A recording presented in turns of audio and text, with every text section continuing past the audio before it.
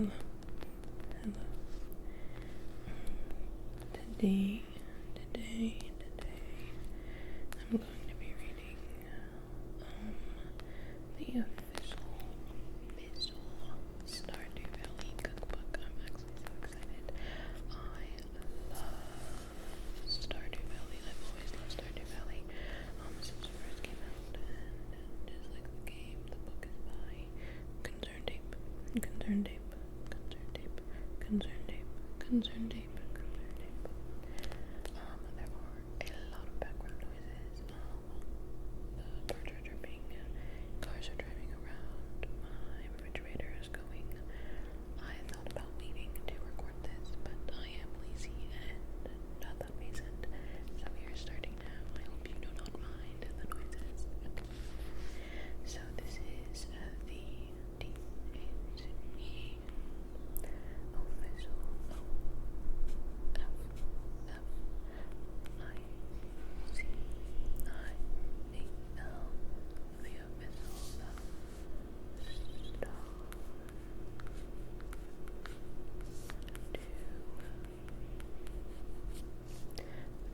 official Cookbook. On the cover we have the farmer's farm, a little chick, some cake, sunflower bread, desserts like a tart and a pastry, vegetables, some rice I believe, a burger, well a fancy burger because the whole book is vegetarian. The whole game and the book are vegetarian, and what does it say? Okay, even though I have played many times, I am not a Stardew Valley expert. Just keep that in mind. Please don't get mad at me if I say something that's like so stupid and clueless. I swear to God I play. If you guys play, have you guys heard about the update, about the romance update? I am so excited for the update. If you haven't heard, Concerned Ape, he announced that there will be 2 new romantic interests in the game that you can love. The 2 romantic interests that you can love are Sally and Clint. A lot of people are excited about Sally, but not about Clint. But I'm excited about both because I love. I am the kind of, I have to play with other people when I play because I get so distracted in trying to romance everybody and make everybody happy. And my farm is very lacking when I play by myself because I spend the whole day going around and trying to fix the community center. Well, I'm trying to fix the community center, but it's hard because I'm not paying attention to my farm, so I can't get the vegetables and fruits that I need to do it.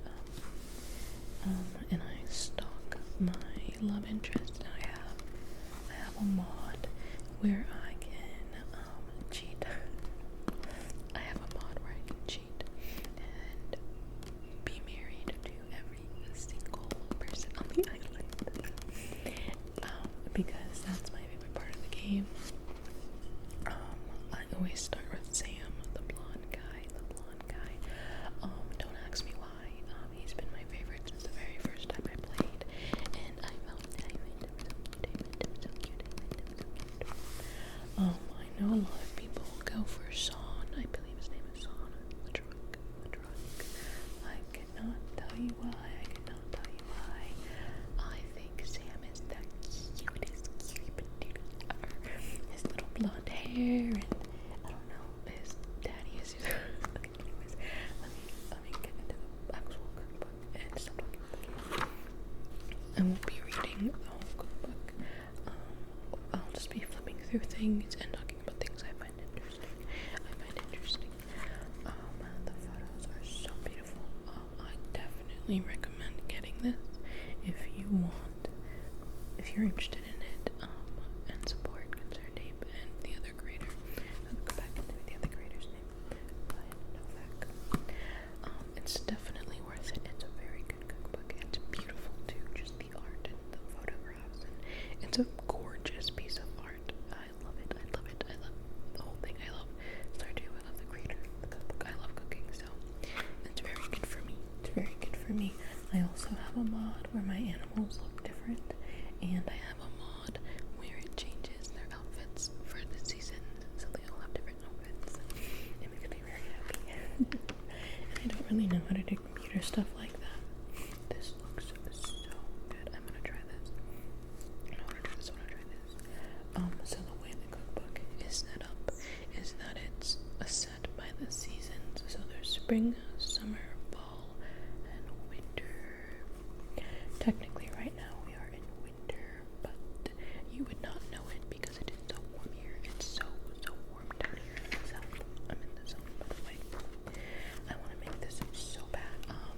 Me and my sister, we have been trying to cook a recipe from each season, at least one every season. So far we've only done winter because we started in summer and then we missed both summer and fall. Now we're on winter and we are determined to make this one squash dish. Also, do you want to get to it? But yeah, I love cooking. I love cooking. Okay, let's get into this. Okay, that looks good too. Let me read you our letter from Grandpa.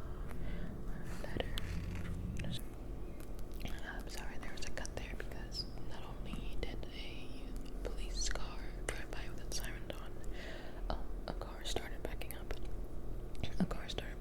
And then a beeping noise from like a garbage truck. It was almost, so I had to pause and come back. So let's read a letter from our little Grampy Gramp. It has bats, but this is his little ghost. Okay. My dearest grandchild, if you're reading this, then you must have opened my old refrigerator in the farmhouse. Back when I first moved to Stardew Valley, I wasn't much of a chef. However, with all the fresh produce I had at my fingertips, I couldn't help but learn a thing or two about making a great meal. I cooked many tasty dishes in that kitchen, and I know you will too. Yay. Being a farmer is a tough job, but the reward of fresh, quality ingredients at your disposal is well worth it. From farm staples like veggies, fruits, milk, and eggs, to wild forage and fresh caught fish. There's plenty to fill your later. Don't know what that means. Later. Okay. With the power of cooking, you can combine ingredients to create something greater. That's my sister upstairs. To create something greater than the sum of its parts, keeping you energized, happy, and inspired to make the farm the best it's ever been. Cooking is a special way to connect to nature and other people. What better reason to get your hands dirty than to grow your own parsnips, transform them into something delicious for your friends and family. And speaking of friends, make sure you get to know your neighbors. Nearly everyone in town has a recipe or two hidden up their sleeves. I'll never forget the first bite of Lewis's homemade eggplant parmesan. Happy cooking, Grandpa. Thanks, Gramps. Okay. Oh, I'm so excited. I've already read this book. From the way I'm excited, you would think that this is the first time I'm ever opening this book, but actually I'm just a huge Stardew Valley fan, and I am annoying. So, this is the opening. I'm going to skip that. This is a message from the Queen of Sauce. If you don't know, in the game, if you watch TV every day, not only will it tell you the weather report for tomorrow, but it will also tell you a new recipe on TV by the Queen of Sauce. Okay, let's start with spring. Oh, that's so cute. Okay. Oh, this is so adorable. Look at the art. The tree, the pink tree. And they're holding strawberries. And the foliage. The leaves.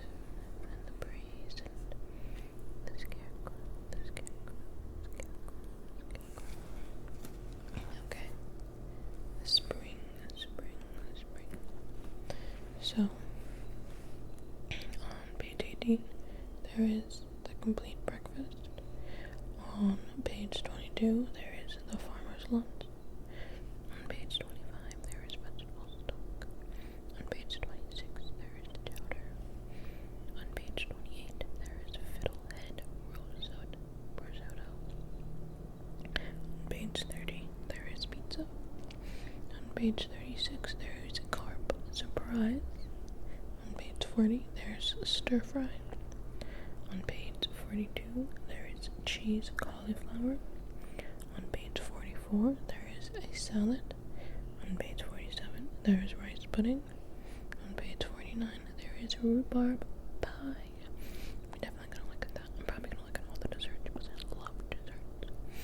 And on page 52, there is ginger ale. I'm definitely gonna look at that too. Okay. So let's just flip through it. I'm not going to be reading any like in-depth recipes, but we will be goggling at the photos and the art. Look at that, that's so springy and beautiful. So I think, like I said, I said in the beginning, the whole book is vegetarian because in the game, your character is vegetarian. I think the whole town is actually vegetarian. So look at this. It's a complete breakfast. Let me put this closer to you. So you have pancakes. I actually don't know what that is. Let's see what that is. Oh, I see. Okay. No, wait, actually no.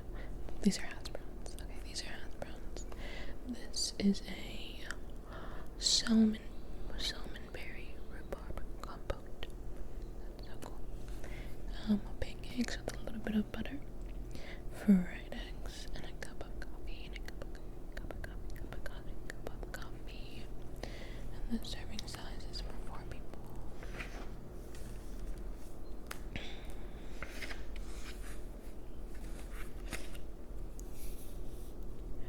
Grandma knows what she's up to. She makes me a complete breakfast every morning, which helps me on the grid ball field. That's why I'm in such good shape, Alex. Is Alex anybody's favorite? I feel like I've never heard anybody say that he's their favorite. Maybe that's mean, okay. A farmer's lunch, okay. I'm gonna skip to the rhubarb pie. Let me go back to see what page that was on again. I really want to see that rhubarb pie. Okay, no. I'm gonna go to the rice pudding, and then we're gonna go to rhubarb pie, and then we're gonna go to ginger ale. That's what we're doing. Okay, 47.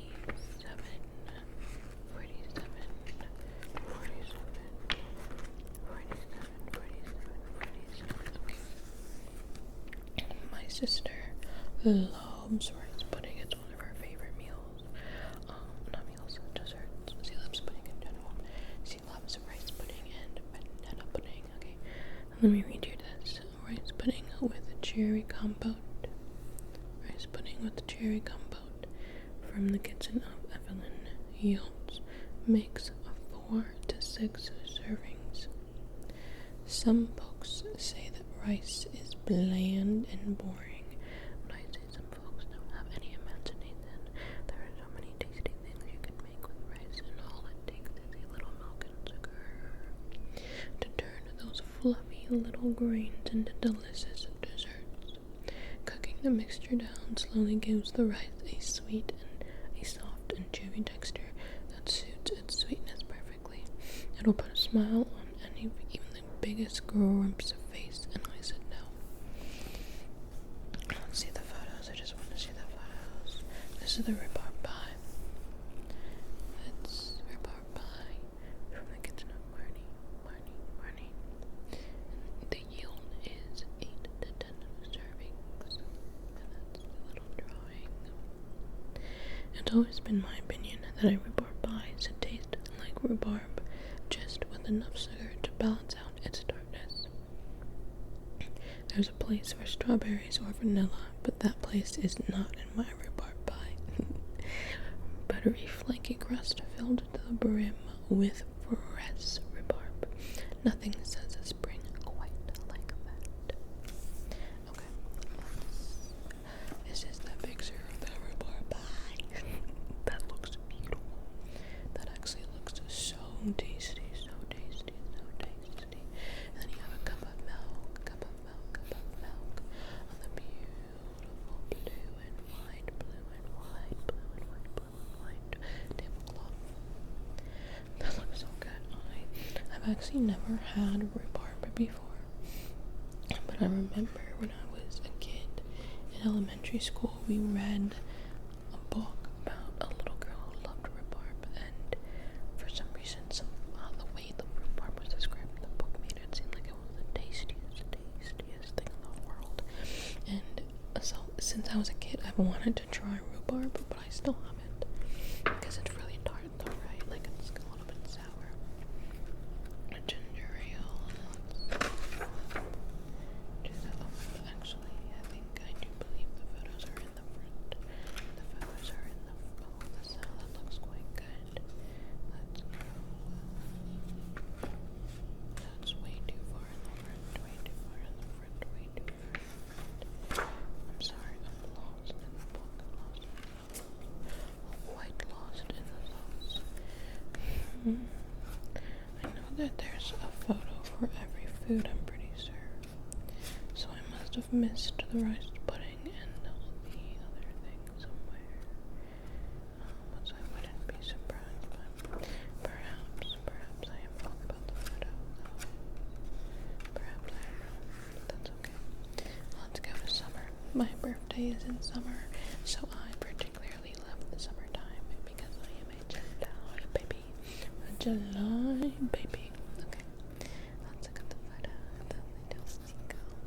And that's the fisherman's hut. The fisherman's hut was another, if you would believe it, cop car flying by with its alarm or sirens on.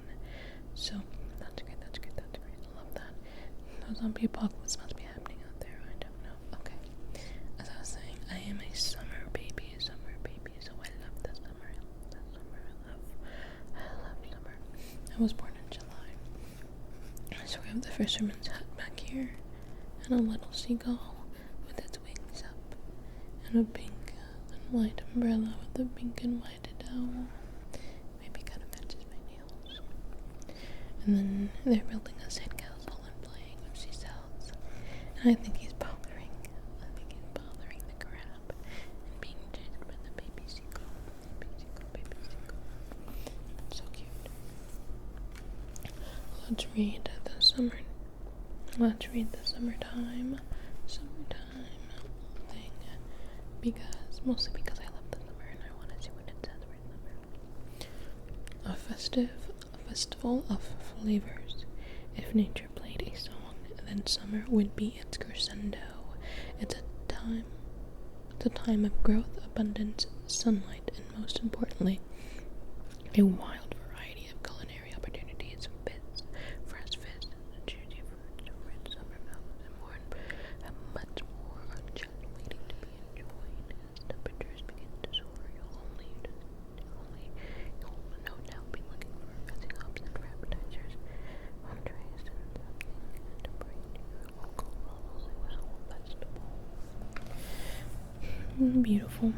Let me see what I want to turn to. Tropical curry sounds good. I want to see the banana pudding recipe and see if it's different. Because my sister also loves banana pudding. I think I mentioned that before. But we always use the powder mix for the banana pudding. And I wonder if in here, he gives us an actual recipe for the banana pudding. Oh, and I also want to see the blueberry tart and the pink cake. Okay, that's what we'll do. We're gonna. Oh wait, I've always wanted to try mango sticky rice. We'll do both. We'll do all.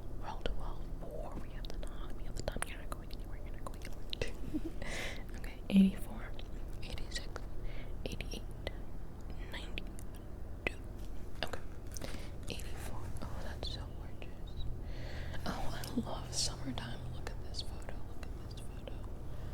I love the summer. This just gives summer vibes, doesn't it? Okay, let's see. It's an 80, 84, I believe. Guys, this is gorgeous. This is so beautiful. Mango sticky mango. I actually really want to try this. I have recipe, but I don't have mangoes. Let's actually read the recipe for this one because I don't think it should be very hard. This one's by Leo. Leo's so adorable. Okay. You will need full fat coconut milk, granulated sugar, kosher salt, dye, sweet rice, sticky or gelatinous rice, soaked for at least 4 hours or up to overnight. 2 large or 4 small ripe Antilopo or Manila mangoes, toasted sesame seeds, coarsely chopped, roasted, salted cashews. This can't be that hard. This can't be that hard, right?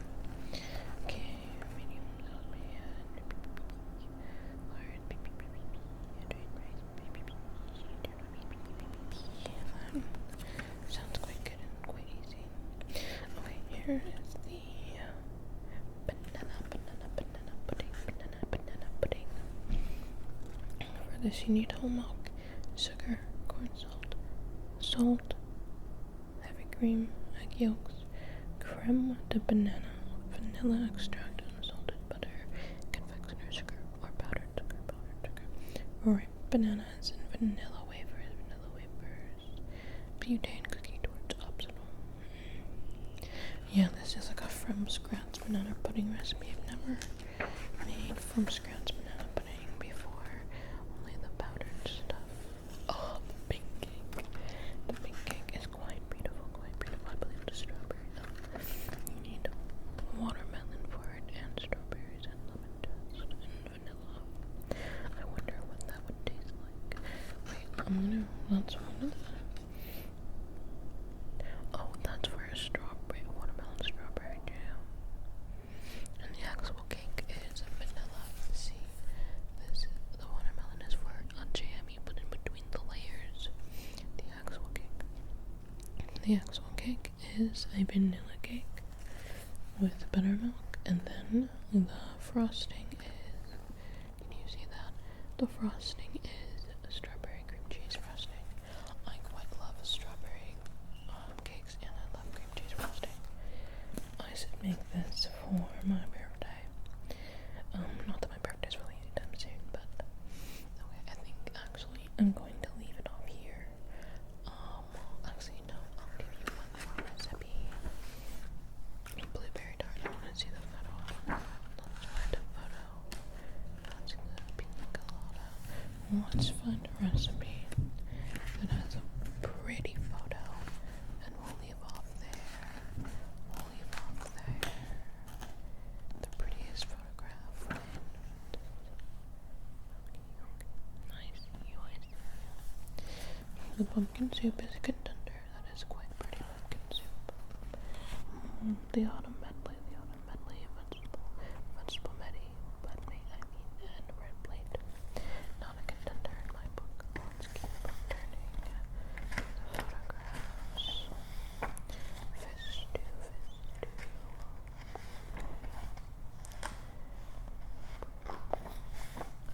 Survival book. One photographs.